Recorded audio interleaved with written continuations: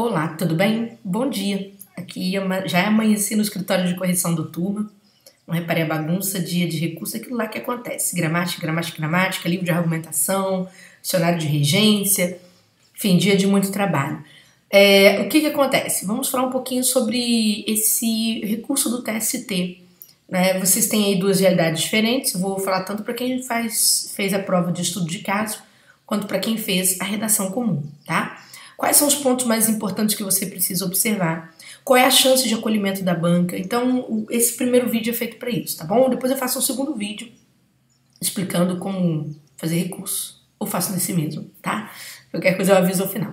Bom, gente, é o seguinte. Vocês têm hoje 48 horas para pensar, alguns de vocês, a vida inteira de vocês. Né? Porque para uns está muito perto de conseguir isso, de conseguir modificar o status quo da sua vida. E para outros isso está muito distante, vai ser um sonho a ser adiado, ou seja, você vai entrar daqui a pouco em outro concurso e com a mesma garra, espero com a mesma garra anterior. Enfim, recursos. Vamos começar direto com a verdade. Fundação Carlos Chagas para recursos de conhecimentos gerais, as provas de redação para conhecimentos gerais. É uma banca que defere muitos recursos, defere muitos pontos? Não, não. Ah, mas por que você acordou tão cedo para falar isso? Para falar a verdade. Porque eu já sei que daqui a pouco a minha caixa de e-mail não, porque eu não quero que mande para minha caixa de e-mail, senão não vai dar para atender, né? Depois eu passo o local. Não é uma banca que normalmente defere muitos recursos, não, tá? O pessoal pergunta, ela reduz pontos? Também não. Não tem histórico da FCC nesse sentido. Tem de outras bancas, daqui a pouco eu falo. E o pessoal da específica, do estudo de casos? Ali já é outra história. Ali ela já é mais generosa, revisa, porque também ela não pode falar não. Porque ali ela ofereceu um padrão de resposta. E se o aluno comprovar que ele está certo, não é? Ela não tem muito para onde correr, entendeu? Então ali a gente nota que a banca volta um pouco atrás e às vezes volta com bastante generosidade. Eu me lembro de um aluno no Tribunal de Contas do Ceará que a gente solicitou para ele 5 pontos de majoração e ele ganhou 20 pontos. Foi isso. Então, quer dizer, a banca deu até além do que a gente tinha pedido, tá certo? Bom, me apresentei para quem não me conhece, meu nome é Júlia Andrade.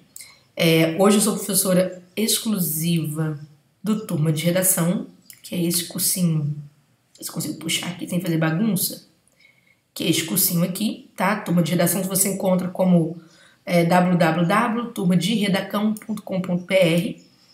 Então você não vai encontrar mais, né, as minhas aulas do curso anterior, tá, em que eu trabalhava. Você vai encontrar basicamente tudo aqui. Ou no Revisão com Cursos, que é o curso em que eu dou aula de objetivas, para a parte de língua portuguesa para a prova objetiva, que é o Revisão. Enfim, vamos lá. Então, a gente parte desses dois princípios. Por que eu estou falando isso? Eu já comecei falando isso de cara para você. Para te desanimar? Não, porque também em concurso as coisas mudam muito. Vamos lembrar que vocês fazem parte da primeira correção do ano da Fundação Carlos Chagas. Pode ser que ela teve novas contratações de examinadores, pode ser que a banca recursal tenha sofrido modificações e aí pode haver acolhimentos. Então não jogue a toalha, pelo amor de Deus, tá? Eu vou explicar como você pode fazer tudo, você mesmo pode fazer seu recurso, você pode procurar por um serviço pago e tal. O que eu estou querendo dizer é o seguinte, para na hora que você receber a vista de prova, que você vai ver daqui a pouco, né, eu estou gravando exatamente dia 21, o que vai acontecer? Muita gente consegue raciocinar, olhar para a prova, tentar entender o que aconteceu ali, e muita gente corre igual um louco para pegar a fila com os professores e elaboradores de recurso. Apesar de ser uma professora elaboradora de recurso, eu sou aquela professora do grupo das antigas, né? Eu já vejo isso com um pouco mais de cautela. Não é à toa que desde a época que eu trabalhava no ponto, que eu fui assumir essa parte de recursos, por exemplo, né, na coordenação disso, o que aconteceu? Nós instalamos naquele curso o serviço de pré-análises, porque como é que isso funciona em geral no mercado? Em geral no mercado os cursinhos fazem a oferta de recursos, né? E normalmente os alunos são responsáveis pelas decisões deles. Certo? O mercado oferece, você não é criança, você vai lá e decide se você quer ou não quer recurso. Aí, o que acontecia em contrapartida? Era uma loucura, porque Os professores partiam para elaborar os recursos e depois o que aconteceu? Os números não eram tão vantajosos assim em termos de retomada da pontuação, tá? Quando eu tive que assumir essa área, quando estava em outro curso, o que aconteceu? Aquilo me incomodava um pouco, porque a gente que é das antigas não gosta muito de fazer recurso. A gente prefere dar aula, tá? A gente perde um dia, às vezes. Ah, mas esse recurso dá dinheiro. Depende. Às vezes você macula um curso inteiro, que te atrasa, faz isso, faz aquilo e tal. Então não é assim tão interessante não. Os professores mais novos, eles já gostam porque é uma forma de inserção dentro do mercado. Então, o que acontece? Eu resolvi instaurar neste curso o serviço de análises preliminares. Essas análises preliminares eu as mantenho até hoje, elas são gratuitas. E elas são importantes para que a gente faça um funil do que aconteceu no concurso público. Porque antes de proceder a recurso, por que antes você não tinha tantos resultados tão favoráveis? Porque o que acontecia? Você saía fazendo recurso aleatoriamente, recorria-se de tudo que se encontrava. Hoje não, hoje a gente faz um filtro para a gente saber exatamente o que a gente precisa pedir. Dá certo, Júnior? Quer ver? Deixa eu ver se eu acho aqui para mostrar. Ah, achei, até colei aqui. Eu trouxe alguns para você ver. Você vai ver que aqui eu tô falando aqui do Turma, tá, gente? Eu não tô pegando muitos exemplos não, mas senão eu ficaria o vídeo inteiro falando sobre exemplos de resultados.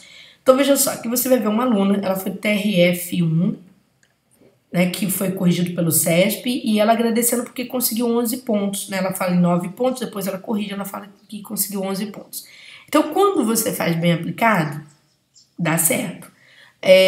Tem outro aluno aqui, deixa eu ver se eu coloquei aqui mais um, só para mostrar o volume de pontos e depois localizar nossa banca nessa situação. Outro aqui também, apesar de estar pequenininho, né, porque se for uma colagem, assim, bom dia, professora, tudo bom?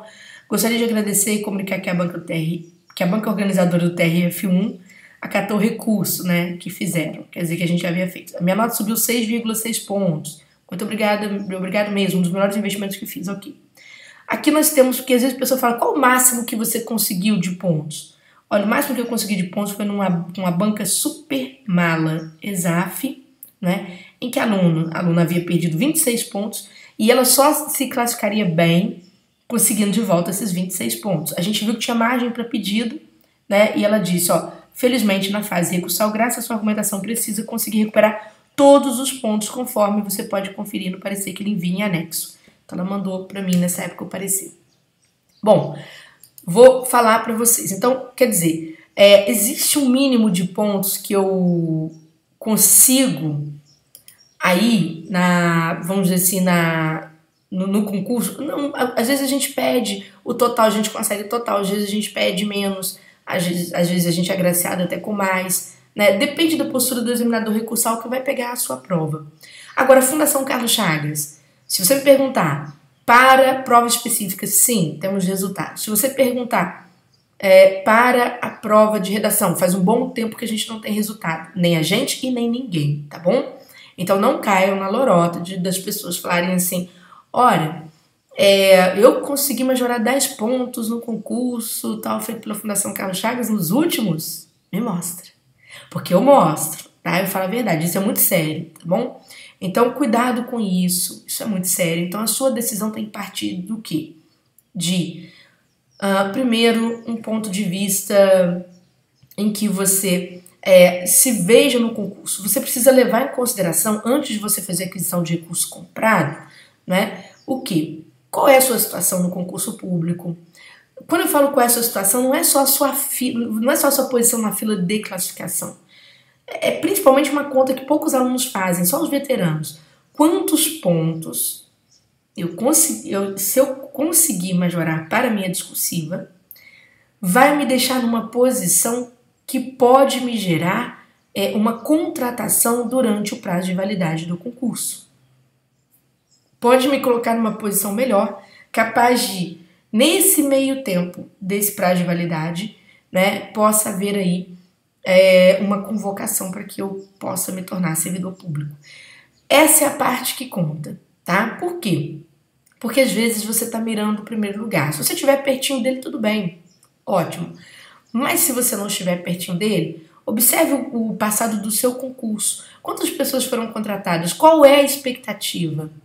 Né? Porque aí vale a pena você brigar para conseguir se posicionar melhor.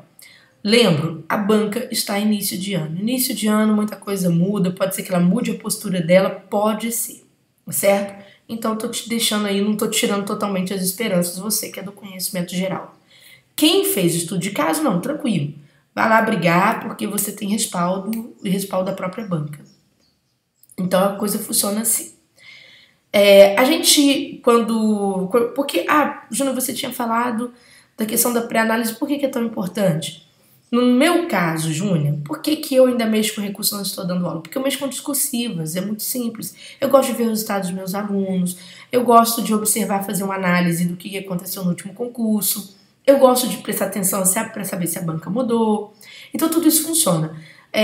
Tudo isso é material que gera laboratório para nós. Né? O que nós fazemos? Durante o dia 21, hoje, a gente naturalmente vai receber, porque sempre recebo no último concurso do MAPA, cujo recurso foi, semana passada, foram mais de 300 pedidos de análise preliminar. E o que a gente faz? A gente pega o dia, somos em 7 professores, para que a gente possa julgar tudo que chega para nós, tá? Tudo que chega. Então a gente pega, normalmente dão 100 redações no máximo, para analisar, mais que isso é impossível. Então a gente começa fazendo toda a análise. Normalmente a gente não entrega recurso para as pessoas que contrataram recurso para nós, conosco. A gente não entrega recurso no primeiro dia. A gente gosta de passar o dia, mesmo o recurso estando pronto, e entregar ou na metade do dia para frente ou no dia seguinte. Porque aí a gente consegue perceber se algum examinador novo entrou na área, se teve algum tipo de erro que foi repetido em prova, que é uma das coisas que mais me ajudam a conseguir essa pontuação dos 26 pontos, por exemplo, essa menina se explica, por um erro constante de um único examinador. Como eu faço pré-análise, eu tive noção exatamente do número, né, que me chegou aqui nessa amostragem. Então, foi mais fácil contra-argumentar a banca e pedir e alertar a banca com relação a uma conduta. Aí a banca cedeu para esses alunos que haviam sido prejudicados por um único examinador uma quantidade bem expressiva de pontos, tá bom? Então eu tô dizendo que essas coisas costumam acontecer, a gente costuma analisar tudo e trabalhar dessa forma. Bom, o que você precisa saber da sua análise preliminar? Como eu disse, né, antes de você se desesperar, é melhor que você entenda a sua prova. Se você fez estudo de caso, a análise é muito simples. Pegue a sua prova, a grade de resposta e analise quanto você respondeu, tá certo? E se o que você respondeu bate com a grade. Essa é a primeira questão. Se o que você respondeu, né, corresponde ao que consta como resposta na grade, pode entrar com recurso que o ponto é seu, tá bom?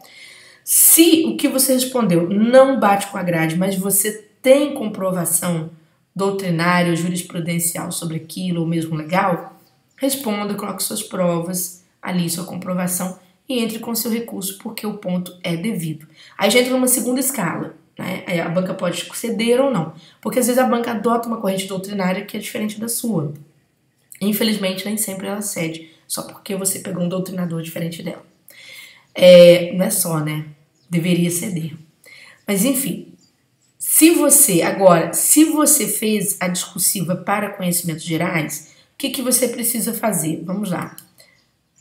Júnior, por que você está ensinando a fazer pré-análise se você faz? Calma, vou explicar daqui a pouco, tá? Vejam só, vocês estão vendo aqui o primeiro critério da prova que é aplicado para corrigir a sua prova de redação. Então, o primeiro critério é conteúdo. O que você primeiramente analisa em conteúdo? Perspectiva adotada do tratamento do tema. Veja se você acertou a perspectiva. Onde é que está isso? Na sua introdução. A sua introdução ela deve praticamente espelhar o que o tema trouxe para você. Se você acertou essa perspectiva pela metade, ou se você demorou muito, não colocou nada na introdução, foi trabalhar o tema lá para o meio da redação, tem recurso que te salva não, tá? Já falo de cara. Capacidade de análise e senso crítico. Se você, diante do tema, apresentou, já no desenvolvimento, elementos analíticos, ideias que você acha que qualquer um poderia apresentar? Isso aqui é alcançável pela maioria que faz concurso. Essa informação, até minha avó sabe dessa informação. Né? E olha que ela às vezes está descansando, não está nem preocupada com muita coisa, está jogando cartas. Então, veja só. Se você trabalhou com informação do senso comum, não tem recurso que te salve. Se você, item C, consistência dos argumentos, clareza e encadeamento. Se você trabalhou com argumentos não comprovados, por exemplo, às vezes a ideia é boa, mas os seus argumentos não são consistentes. Como assim? Por exemplo, o aluno veio, por exemplo, fez um curso comigo, resolveu citar o Bauman, eles adoram. Aí citaram o Bauman, Charles Taylor e tudo. Porém, citaram o Bauman para uma frase muito óbvia, né? Bauman é a favor das diferenças. O Bauman, você sabe que não escreveria uma coisa dessa, não é isso? Então, basta você fazer uma análise crítica se realmente você colocou aquele nome ali só para fazer valer, tá? Porque senão não funciona. Não tem consistência. Será que o exemplo que você citou não é muito banal? Não tem consistência se for muito banal. Clareza. Você escreve com clareza, quem lê o seu texto compreende, você mesmo compreendeu, você teve que correr contra o tempo, né? Tem que pensar isso. Coerência no encadeamento. Você conseguiu ligar todas as partes do seu texto ao propósito inicial, que era a abertura da sua discursiva, e ao mesmo tempo, né, ou seja, é o vínculo com o tema. A abertura discursiva é uma paráfrase do tema. A continuação da discursiva é a ampliação daqueles assuntos previstos na introdução. Então, se você conseguiu, dá para fazer recurso para conteúdo. Se você não conseguiu, aí não se iluda, tá bom? Estrutura, né? O que você vai encontrar estrutura? Primeira coisa, saber se você respeita a dissertação. Se você manteve parágrafos inteiros com verbos no passado, sem condições. Júnior, dissertação argumentativa tem que ser favorável contra alguma coisa, no meu tema eu não consegui fazer. Não, para com isso, é coisa velha.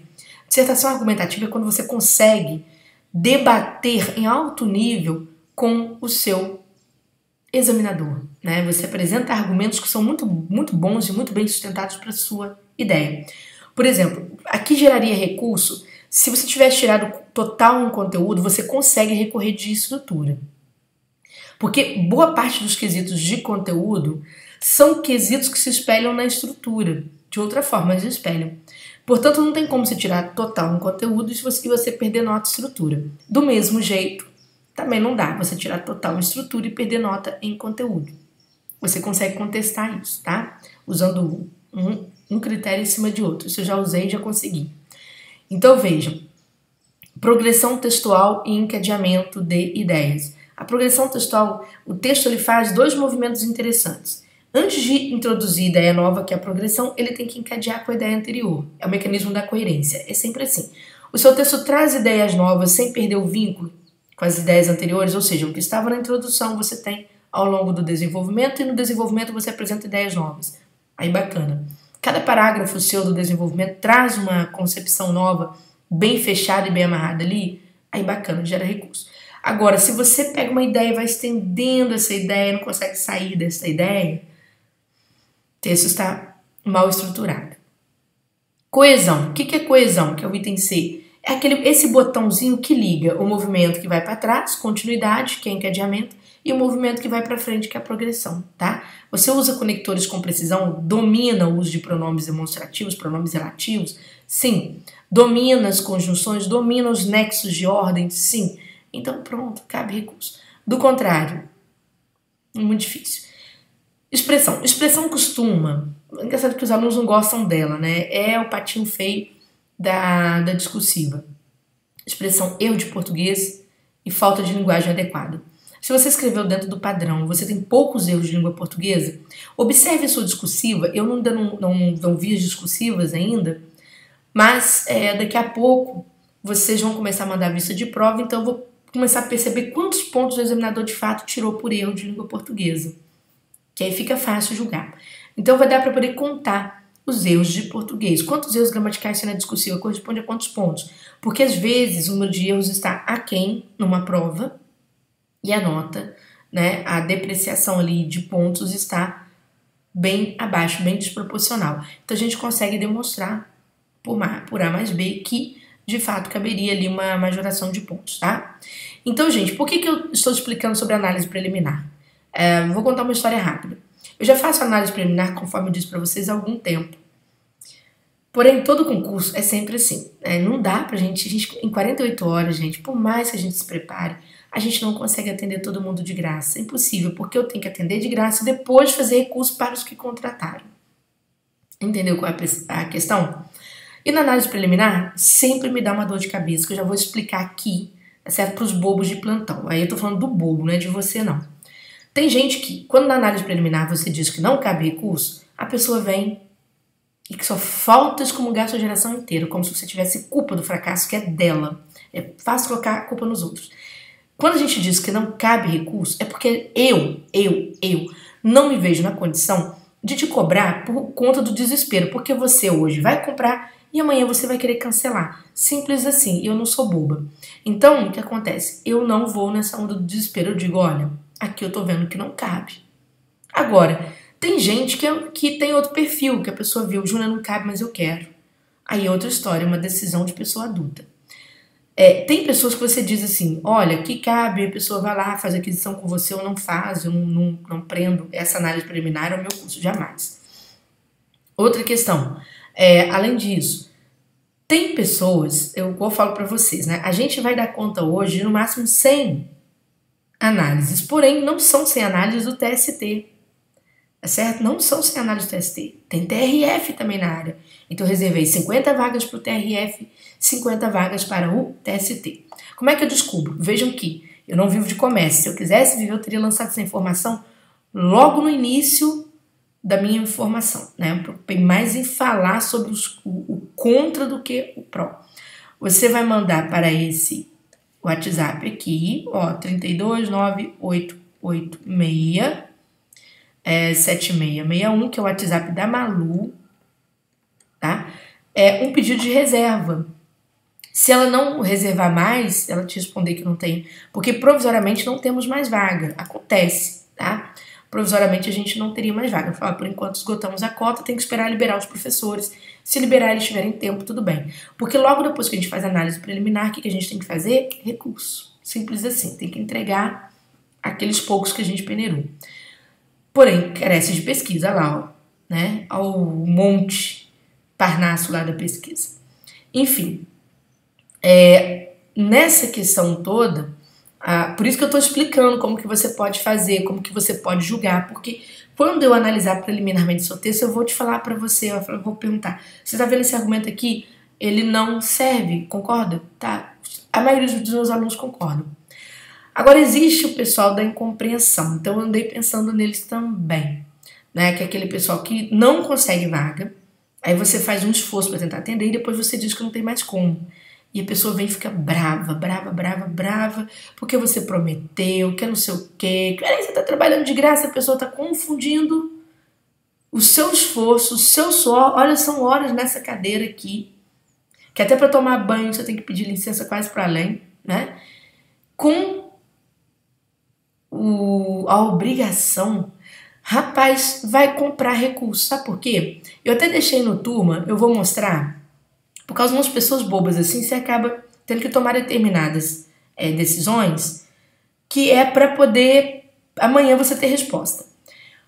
Quem quiser ter o privilégio de ter uma análise preliminar, ser o primeiro da fila, ser atendido com certeza, não sei o que, já vai, já compra sua vaga, já tem gente que já comprou, então deixei uma reservinha ali.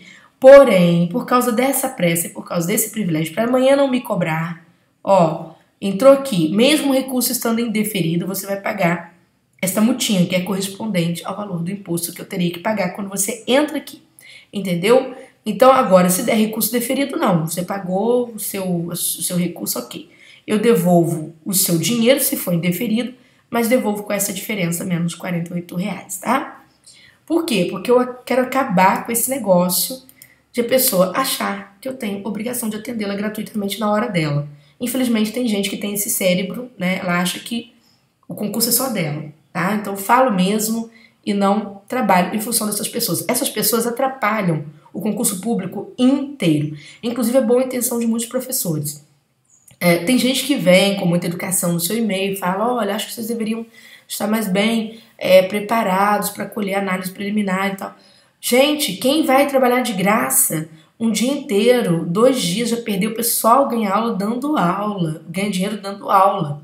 O pessoal não gosta de mexer com recurso. Você fala, o professor torce até o nariz, entendeu? Não é uma felicidade assim. É só professores que estão começando a carreira que precisam de dinheiro, às vezes não são sempre contratados, que vêm com muita empolgação, muita sede ao pote. Ou professores que esporadicamente são chamados para dar aula, é outra história. Agora, professor de rotina, como eu, não é uma coisa que a gente faz assim, é muito feito de coração mesmo, por conta desse problema que havia no passado, tá? Então, só avisando que o apressado, se quiser, ele paga, tá bom? Então, só isso.